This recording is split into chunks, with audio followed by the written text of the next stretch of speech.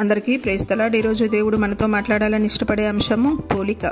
దేవుడు తనను తాను దేనితో పోల్చుకున్నాడో ఎన్నికలేని మానవులమైన మనలను కూడా దానితోనే పోల్చాడు. వాక్య భాగంలో మనం చూస్తే యెషయా గ్రంథం 45వ అధ్యాయం 7వ వచనము, నేను వెలుగును సృజించువాడను, వెలుగును సృజించిన దేవుడే. యోహాను సువార్త 8వ అధ్యాయం 12వ వచనంలో మరలా యేసు నేను లోకమునకు వెలుగును అన్నాడు.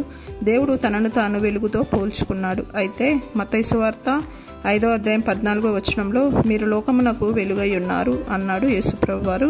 చూసాం కదా, వెలుగును సృజించిన దేవుడు తనను తాను వెలుగుతో పోల్చుకొని మనలను తనతో సమానముగా వెలుగుతోనే పోల్చాడు. రెండవది చూస్తే ఇర్మియా గ్రంథం 2వ అధ్యాయం 21వ వచనము, శ్రేష్టమైన ద్రాక్షావల్లి వంటి దానిగా నేను నిన్ను నాటితిని. ద్రాక్షావల్లిని నాటిన దేవుడు యోహాను సువార్త 15వ అధ్యాయం 1వ వచనం ప్రకారం నేను నిజమైన ద్రాక్షావల్లిని అని తనను తాను ద్రాక్షావల్లితో పోల్చుకున్నాడు. ద్రాక్షావల్లితో తనను తాను పోల్చుకున్న దేవుడు కీర్తనలు 128వ అధ్యాయము 3వ వచనము, నీ లోగిట నీ భార్య ఫలించు ద్రాక్షావల్లి వలె నుండును అన్నాడు. ఈ వాక్యం ప్రకారము ద్రాక్షావల్లిని నాటిన దేవుడు నిజమైన ద్రాక్షావల్లితో తనను తాను ద్రాక్షావల్లితో పోల్చుకొని మనలను కూడా ద్రాక్షావల్లితో పోల్చాడు.